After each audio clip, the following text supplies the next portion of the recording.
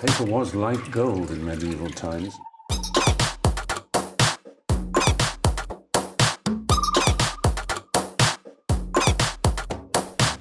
Oh, not tobacco, sugar.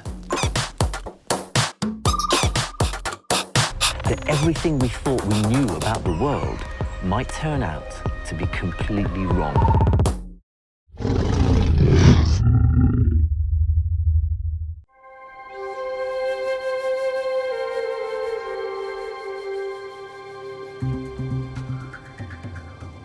In the distant wilds of Canada, a young scientist is carrying out a search. The field biologist is looking for the tiniest evidence of her quarry.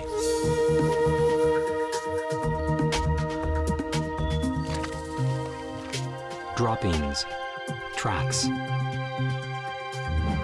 DNA traces. She is uniquely qualified. World champion mountain runner Gudrun Fluger Oh my God. spends months in dangerous territory, alone.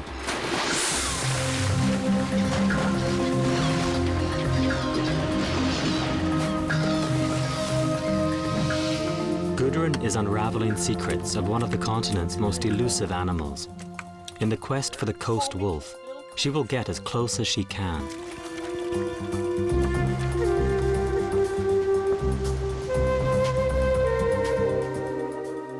I feel the presence of the wolves. I don't see them right now, but I know that they're there. Gudrun is embarking on a new mission to find a pack that has never had close contact with people before. No one knows how the wild wolves may react. It's a challenge for which she will risk her life.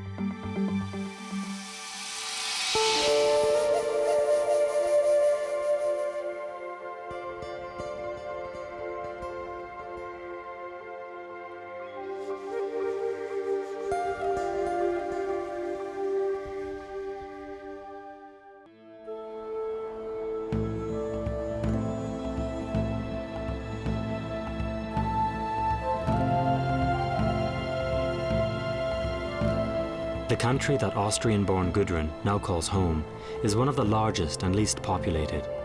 Glaciers have gouged out deep valleys and fjords, but the rugged terrain doesn't deter the former extreme athlete. Since I was a little girl, I was pretty used to be by myself. I did lots of skiing and running in the Austrian Alps, and that made me feel at home in the Canadian woods immediately. I got first attracted to wolves because they are the endurance athletes of the animal realm. As a field biologist, I help the scientists to gather information, to piece together more about wolf ecology and wolf genetics.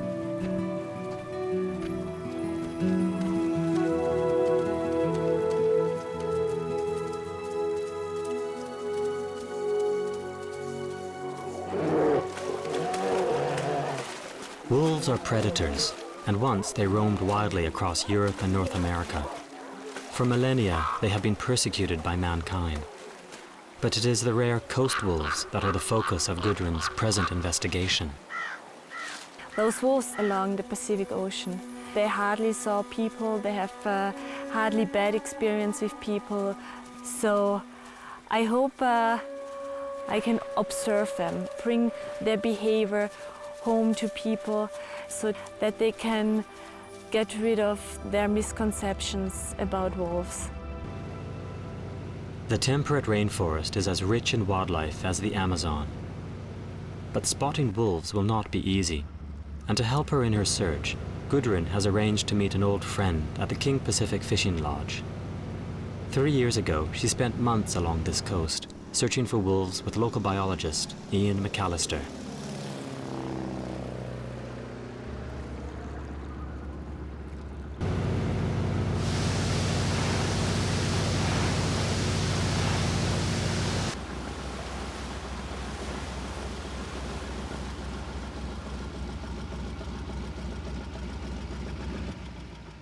Ian is one of the most dedicated conservationists I've ever met. He's just so passionate about these forests. Ian! Woo. Thank you. Great flight. Ian has set up the Rainforest Conservation Society to help protect the coastal forests. Choose a nice spot.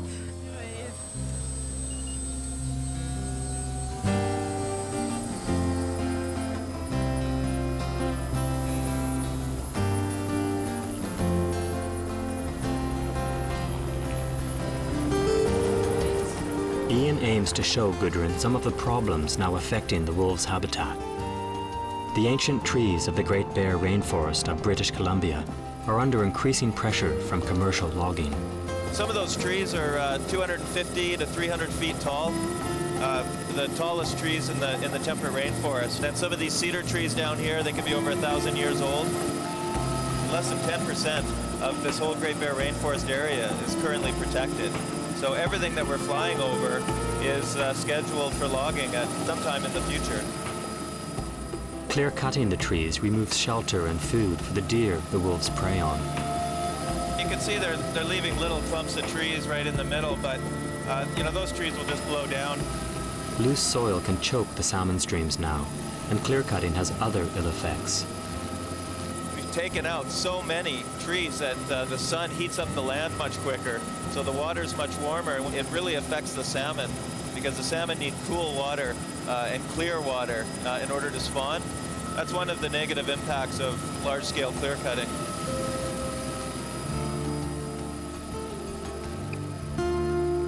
Each autumn, 20% of the world's wild salmon return here to their home rivers. As the sockeye, chum, and other salmon breed and die, they provide food for many.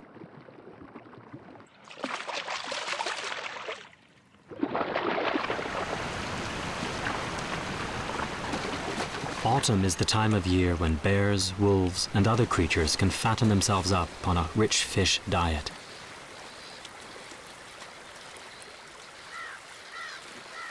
Only since a few years we know how important the salmon are, not just for the river systems, but also for the plants and the woods. Well, this chum is just about starting a second life here. And therefore it's important to have those transporter animals, the bears and the wolves, which carry the fish and spread them out in the woods and are basically the gardener of those huge trees here.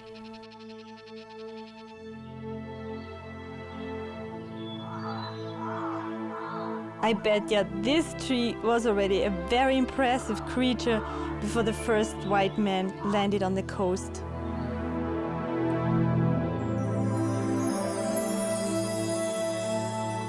Gudrun intends to search pockets of rainforest on Canada's west coast, north of Vancouver, far from roads. Her best way to reach the remotest regions is by boat.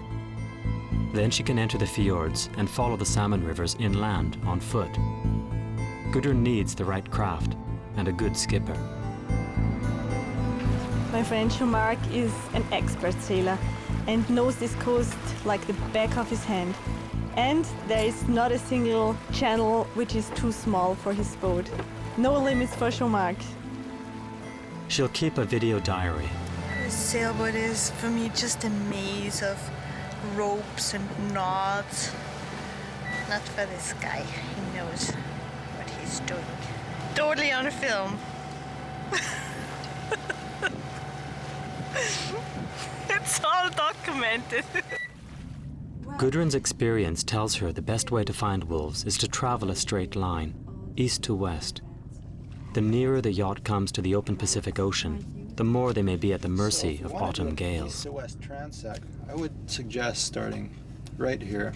We got 4 weeks. We should spend like about a week and a half in the inside here, and then head up the outside of Banks. Lots of wolf action on Campania. I can remember pretty well that I get seasick. So that's for me the big question. Well, can it be really rough at this time of the year out there on the outer coast? It's a really good spot for seasickness right here. There's lots of little anchorages to get into. Are you ready for long days?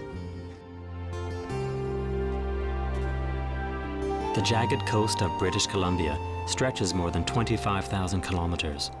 The wolves could be anywhere. At last the challenge begins. Gudrun has 4 weeks to find her wolves. Gudrun has spent months on wolf research, gathering scat, wolf droppings. The samples she collects, including the DNA they contain, can tell scientists about the wolf's prey and the prey's own diet. What she brings back allows other scientists to make discoveries. They found that only on the coast do wolves catch and eat fish.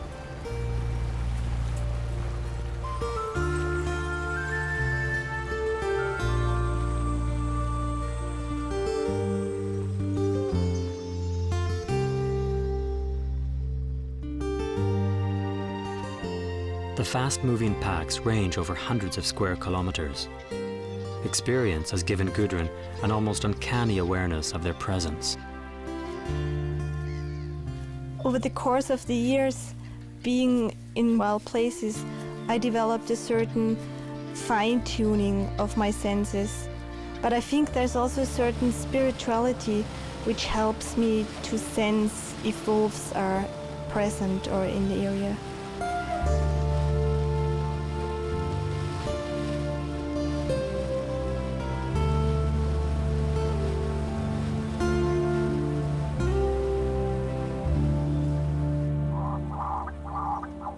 People often ask me if I'm armed with weapons. My only weapon is insect repellent spray, because the most ferocious wildlife out there is for sure the mosquitoes, and they all together have a bigger mouth than the biggest bear. In general, I do have 2 strategies here how to find and search for wolves. You search either quick in a big area or very detailed in a smaller area, and often you have to make compromises. The ground is covered in moss, which shows tracks well. For now, the former cross-country runner chooses to quickly range over a wide area.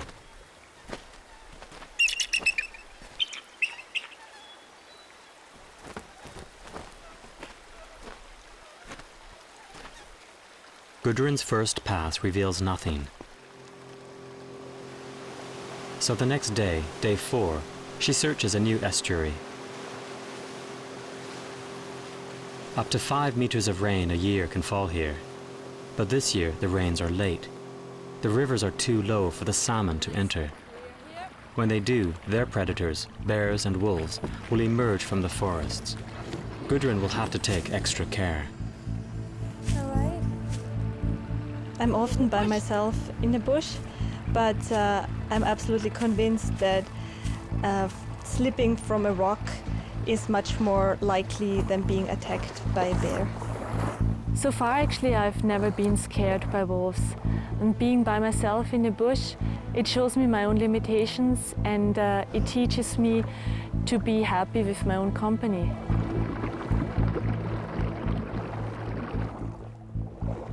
Well, I'm really happy that I see fish in this estuary, because that's a good sign that maybe wolves are around.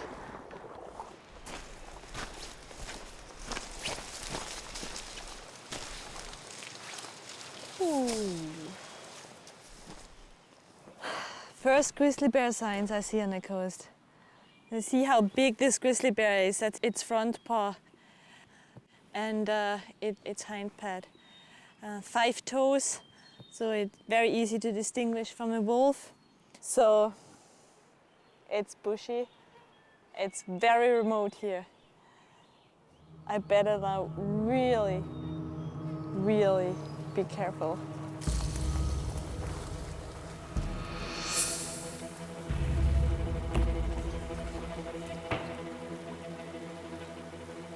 The only anti-bear protection Gudrun carries is a can of pepper spray. Well, this is deep grizzly bear country here, and I'm even walking on a grizzly bear trail. So I'll definitely be a little bit more cautious than usual. And I don't want to surprise any bear here. It's thick vegetation and a loud, noisy river. So let them know that I'm here too. Hey, bear! They are incredible, powerful animals. I do have wonderful experiences with bears. I also have some more concerning experiences there. Once I got followed by a big black bear for several minutes, and I can tell you, it is a very uncomfortable feeling. Very uncomfortable.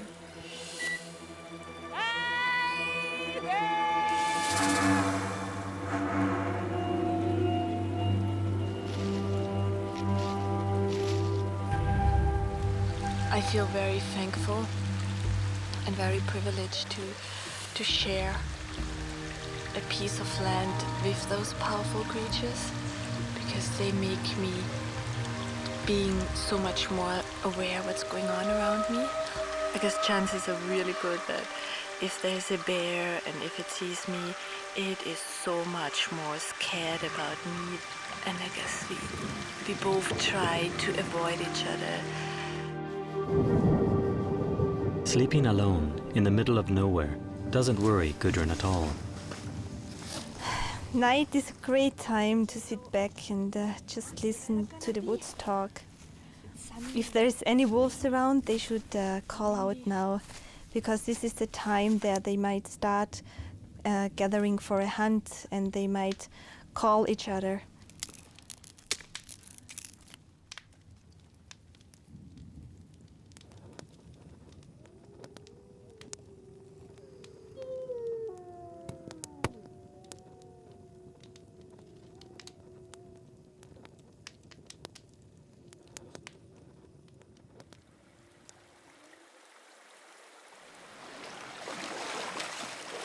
Day 8. Gudrun heads for a riverbank to look for fresh clues. Well, that would be a perfect spot for finding wolf tracks here. And sandbanks are like a newspaper in the forest. If something happened here, you'd find tracks. Nothing here, so probably no wolves around. No signs at all. Gudrun can be certain no wolves have been here for quite some time. She'll have to try an old trick. Well, it's pretty quiet today. No tracks, no scats, not even really wolf trails I found, so I do have one more resort, which I will tap into now.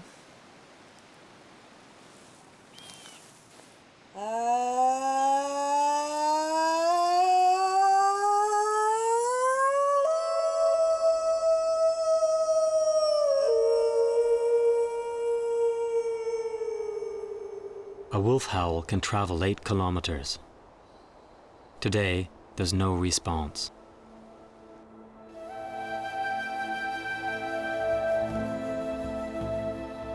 During the Ice Age, glaciers covered much of Canada. The high rocky slopes are still bare and inhospitable. Only a clear stretch along the coast allowed animals and native people to survive. The forests along the narrow valleys are ultra important to wildlife, sheltering as many as 35,000 black bears and up to 2,000 wolves.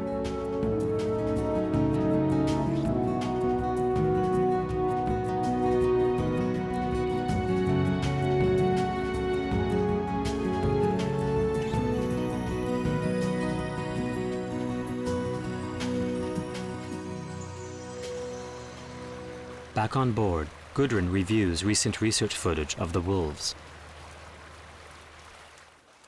The coast wolves are so special animals. We now think that long ago, when the glaciers covered Canada, the wolves along this coast were cut off from the rest of the continent. So the animals here became isolated, and that's why we think these wolves have such an amazing genetic variability.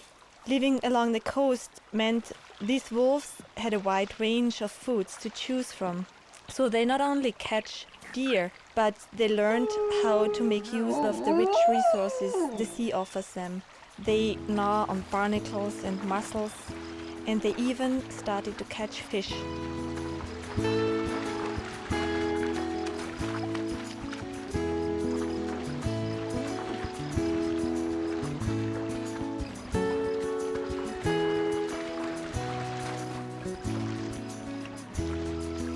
living along the coast meant for these wolves also protection, because the natives there, they hardly hunted the wolves. The wolf was sacred for them.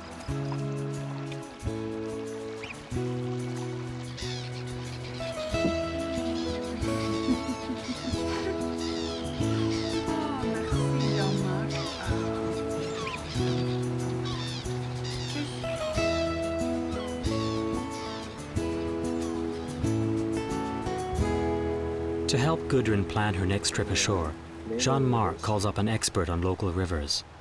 Knowing where the salmon are could pinpoint likely wolf locations. Thanks very much for the help, Doug. Yeah, we'll talk to you a little bit later. Ciao. The water temperatures are a little bit warm right now, so the fish are holding in deeper water and just waiting for the rains. Rainfall is what triggers salmon to go up the rivers here, and that's basically the dinner bell ringing for everybody. As far as wolves go, I think we should just keep on what we've been doing, and things are going to change right now. We have rain, got a low pressure hitting, so it's just a matter of another day or two. There are 1,000 islands and inlets to choose from. They are already midway through the expedition. Where to search?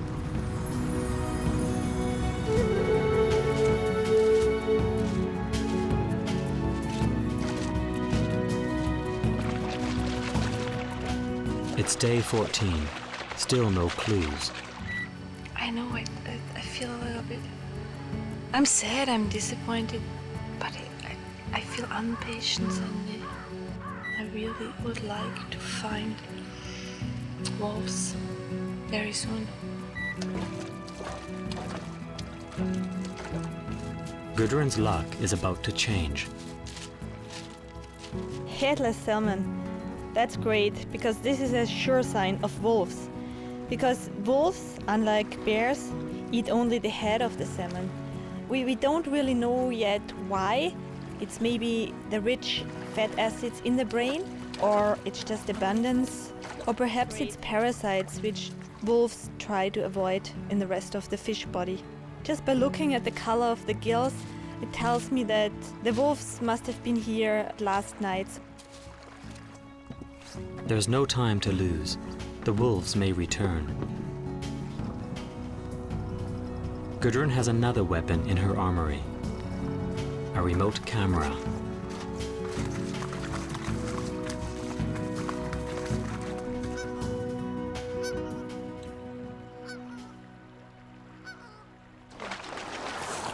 Well, this river is pretty teeming with salmon right now. Now there are lots of dead salmon, and this is definitely a hotspot for wolves fishing. Hi, buddies. It would be really great to get a remote camera set up somewhere here and maybe get the odd shot of wolves in action. Hey, buddy. Having fun on your last leg.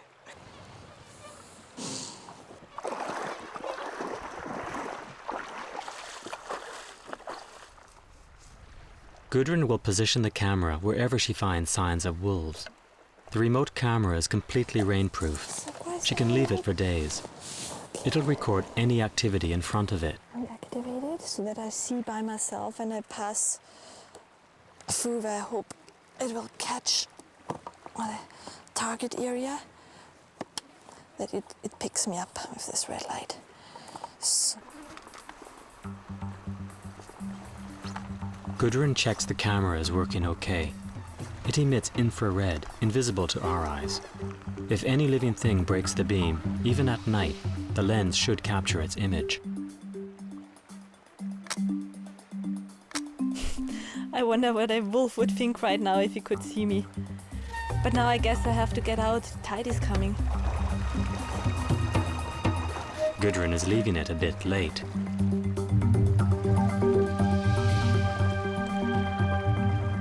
This is crazy. Like just the last 10-15 minutes while I set up the camera over there, the tide just came in and over borderline. So all this water ran inside my radars, and I do have my own little ocean, my own little flood.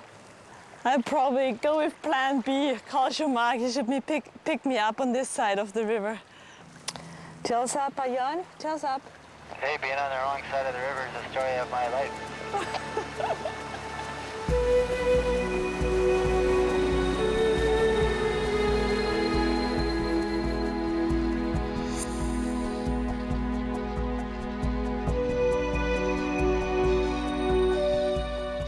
Gudrun passes an anxious 3 days waiting. With only a week left, what will the camera reveal?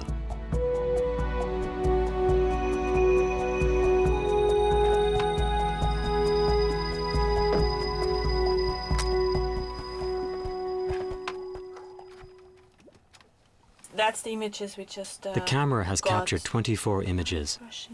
Most of them are of Gudrun. Then, a wolf. The best. But it's just passing by. It's unlikely to come back to fish. So here it is again. Yeah, glowing eyes. Let's take a next one. After seeing so many headless salmon on the river, I really thought I'd hit the jackpot. It's so disappointing. But I really don't think that it's worth waiting any longer.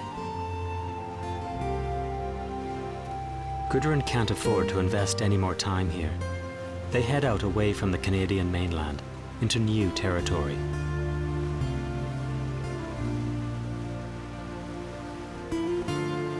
The coast around here is just so beautiful and so wild, exciting. One moment, nothing, then out of nowhere, we are suddenly surrounded by orcas. They are such extraordinary predators. It's no wonder that the First Nation people call them the wolves of the sea. I would like to think that they are here to help us in our search for the wolves, because also the orcas follow their salmon and the big herring schools.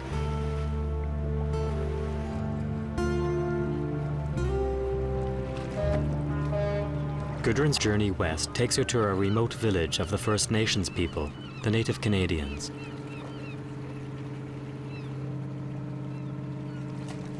Three weeks of searching are taking their toll on the former athlete.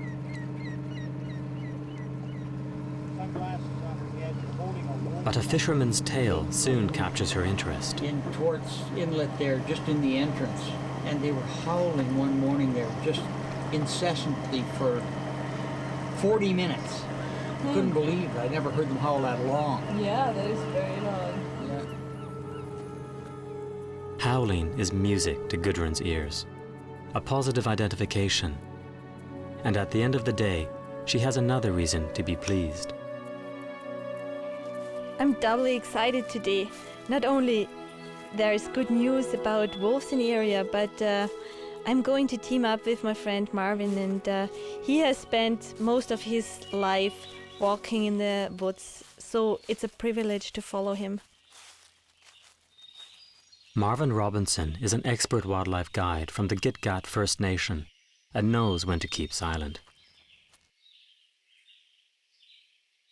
The signs are there are bears close by in these woods.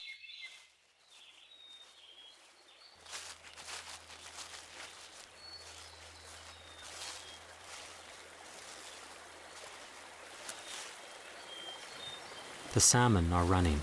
The river is full.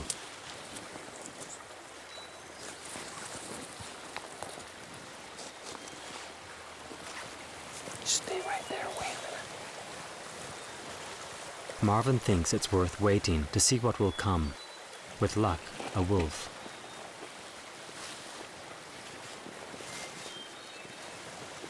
This is a real nice spot. There's lots of fresh carcasses here.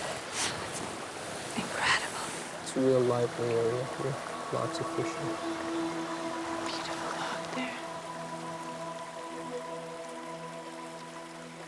A large adult black bear. Yeah, just keep an eye on his ears. If those fall back and he looks at you, yeah, just act submissive like another bear. He's fine. You can look at him now. Well, Marvin, if I see this big bear, it's hard for me to believe that I found wolf's cat with bear hair in it.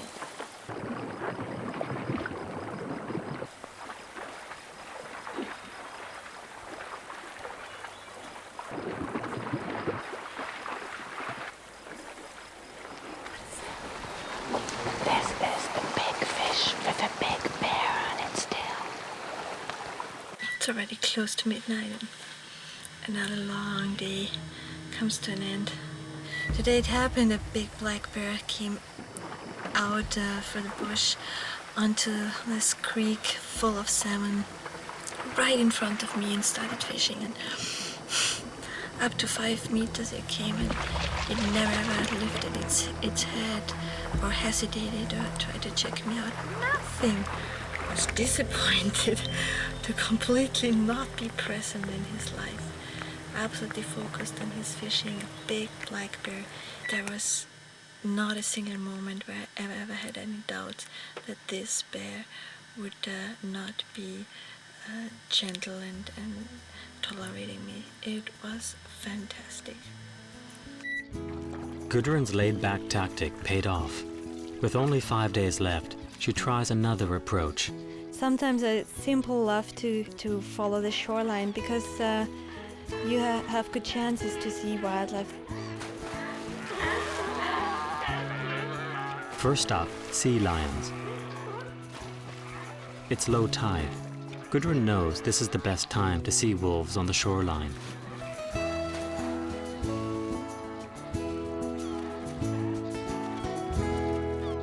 She is in for a surprise.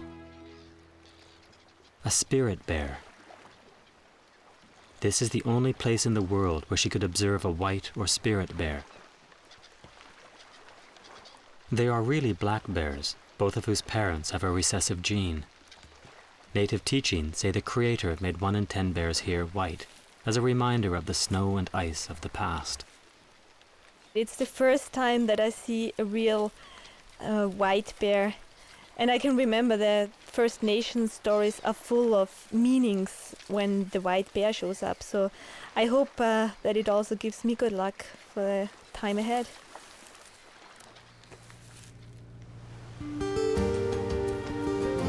There's another welcome sighting for Gudrun today. She is rendezvousing with 2 colleagues. Ow! Hi there! Paul Paquette and Chris Derrimont are world-renowned experts on wolves. Really very flexible reports of river walkers, Schumacher's, his friends everywhere, and they give us, head-ups.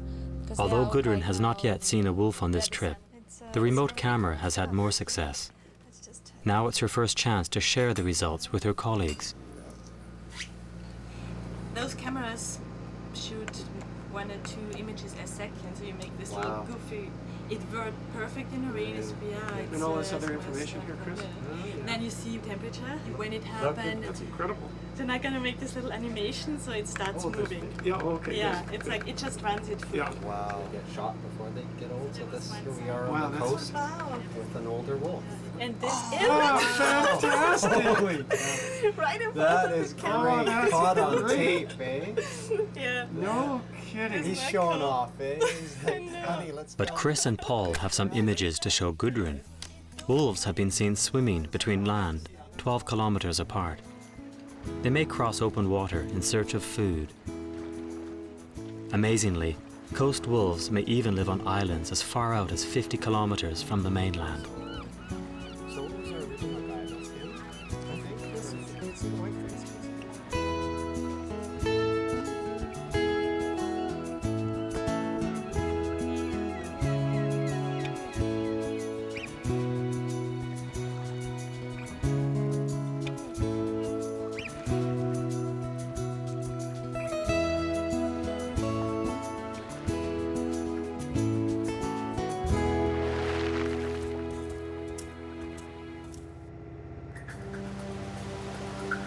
Armed with this new intelligence, Gudrun heads further west. 250, what's that? There's more news. A report of wolves howling on an outer island, just 15 kilometers away.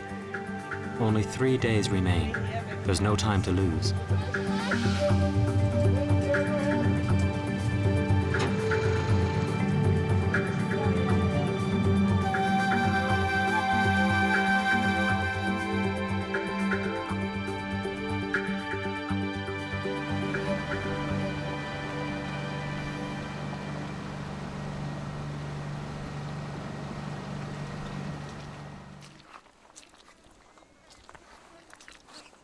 It's low tide, perfect.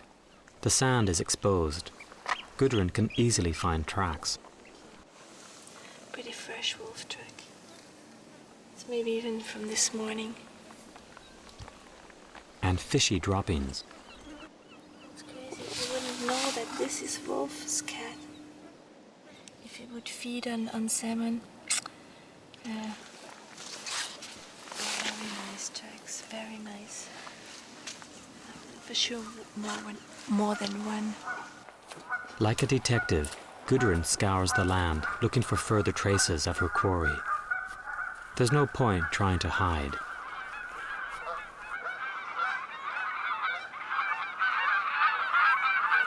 Rowdy Canada geese broadcast her arrival. Nonetheless, this is the most promising location so far. I'm here on one of the most westerly located outer coast islands, and there are wolves here. So I'd love to get a glimpse of them right now. Beautiful estuary, fat beer wolf. I would hang out right here.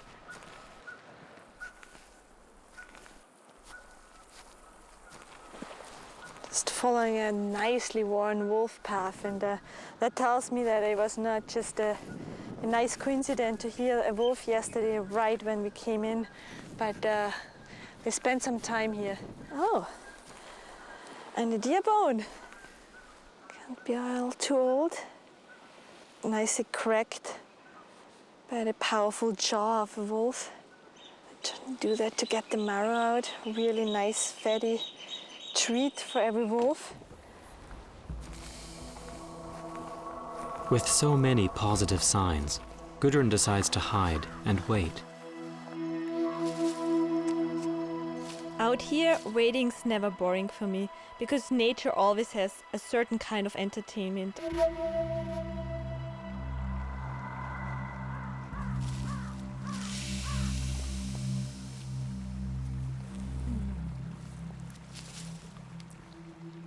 There is barely time to pick a few huckleberries when... Oh, great. Yeah, that's the first two.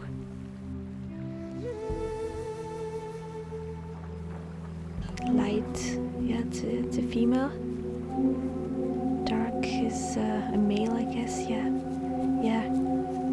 Probably the alphas, they're ahead of the rest of the pack.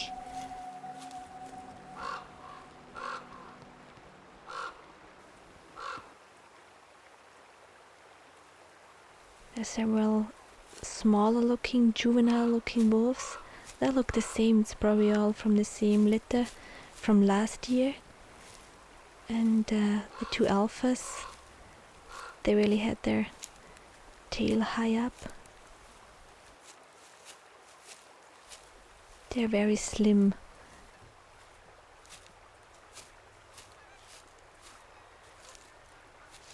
Dark wolves are pretty rare on the coast, as is white wolves.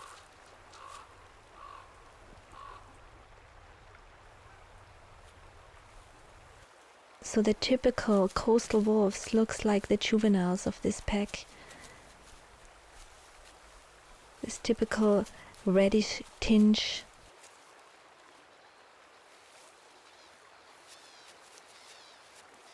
There's a pup, there's really a pup. Dark pup. They seem pretty happy. The very rare open meadows that they can run without running into a tree.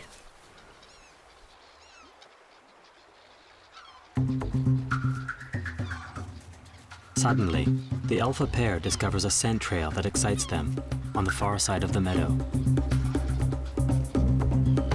Out of the forest appears a young female, probably from a previous litter. Being a witness to that all is pretty an emotional roller coaster for me.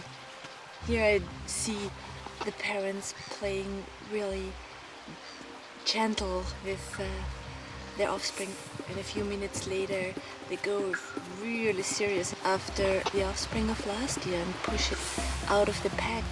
A wolf pack just can't support so many wolves.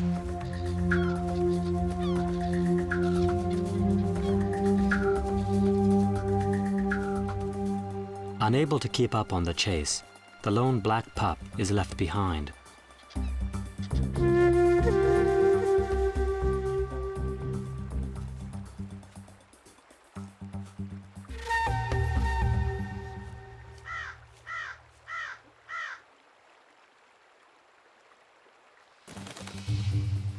Hours later, there is still no sign of his parents.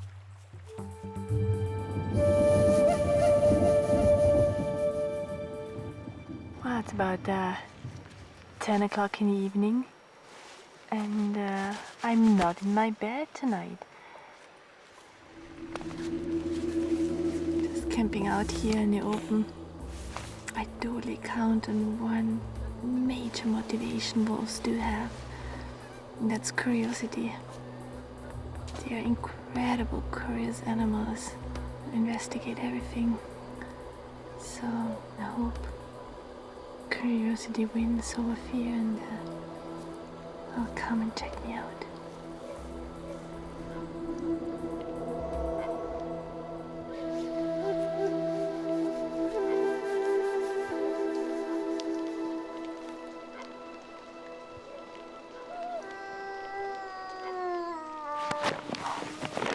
That's the pup.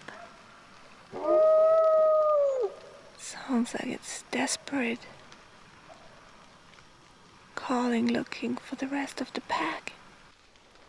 The situation here is pretty unfortunate for the puppy, but it's good for me to know that the pup is left behind because it's too young, and the parents for sure will come back and pick it up within the next 1 or 2 days.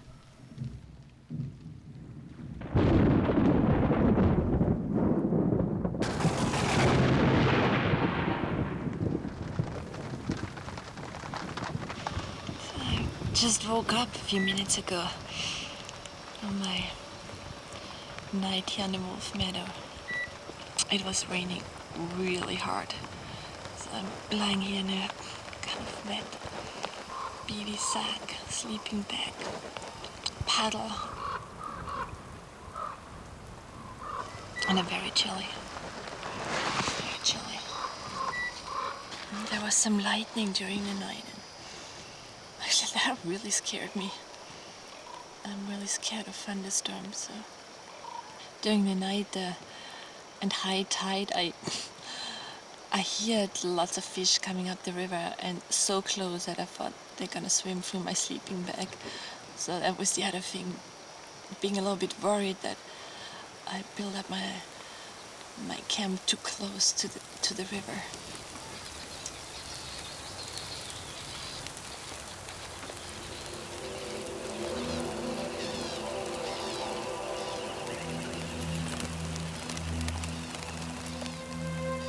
With only 1 day of the expedition left, even rain cannot dampen Gudrun's enthusiasm to see the wolves again. She is sure their behavior can only mean they have not had previous contact with humans.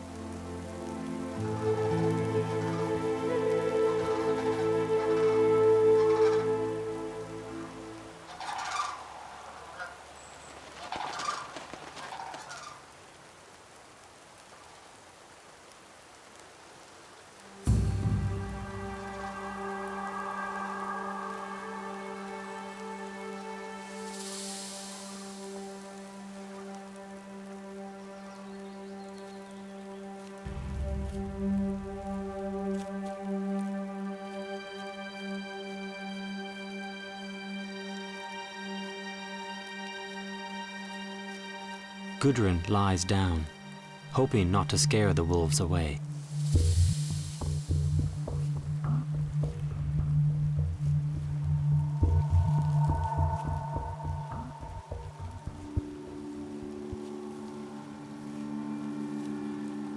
So are wolves as savage and ferocious as in folktale and legend, red in tooth and claw?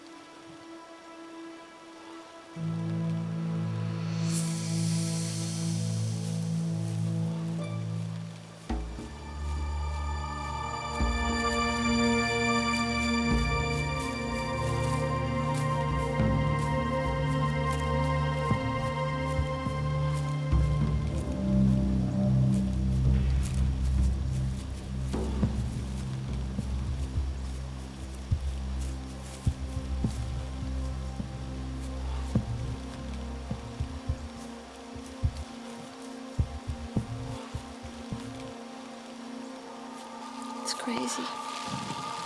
Yeah, I'm lying in the middle of the wild, surrounded by a pack of wild wolves.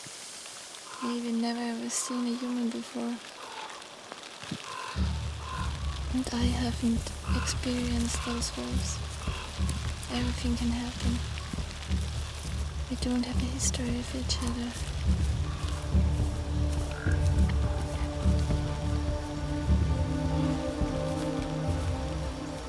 And then the alpha female was standing in front of me. There was no sign of aggression, not the slightest motion of aggression towards me. No hair close up, no sound. All 6 wolves are absolutely silent. No growl.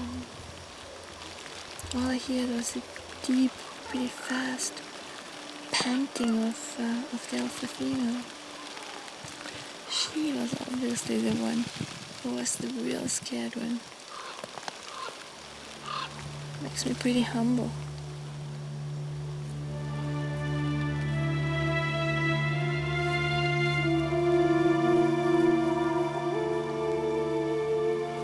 Extraordinarily, the wolves stay on the meadow for hours, playing close to Gudrun.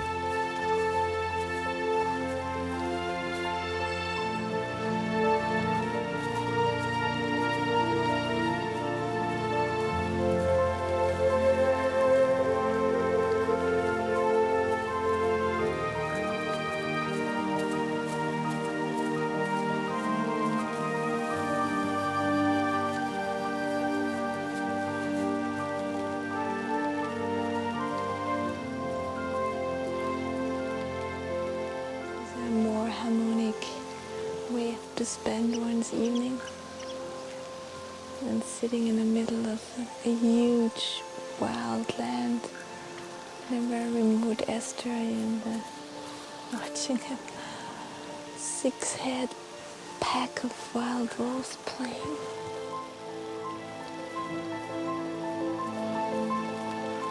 It's nice to be treated like a wolf by a wolf.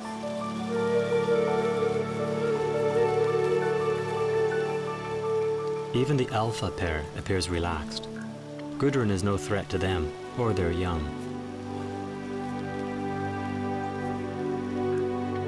All too soon, it's time to leave. Tomorrow she is heading home. Yet it's almost as if the wolves do not want her to go.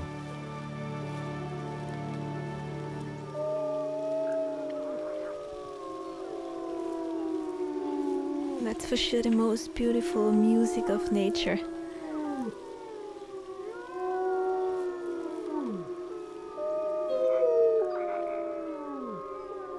In all her years in the wild, Gudrun has never had such a close encounter.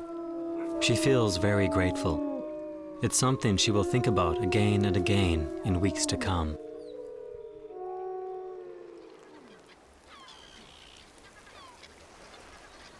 I've stumbled on my journey into this just amazing wolf pack, and they gave me the best 2 weeks overall in my life.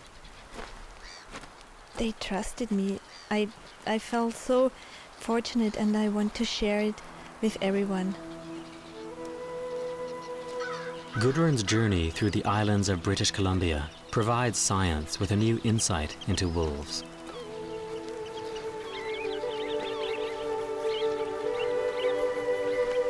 The pack she met here seems to have little fear of her. Could it be because for thousands of years, the First Nations people who lived along this coast have treated wolves with respect?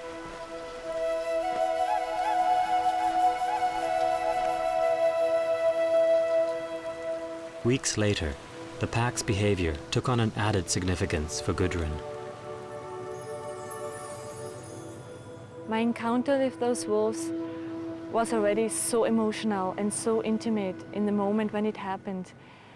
But 3 weeks later, it got a totally different and additional meaning to me.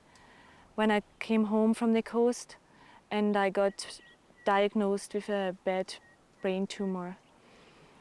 And I don't know how often I thought of this moment during my very, very hard times during treatments. The First Nations have a saying. They told me that a wolf would not show itself unless it is trying to tell you something. I think that those wolves tried to give me their strength for my new journey ahead. For this illness, you need big goals, and this will be my goal, to be out there again. I just know that we have to preserve those wild places because nature is one of the most powerful healers.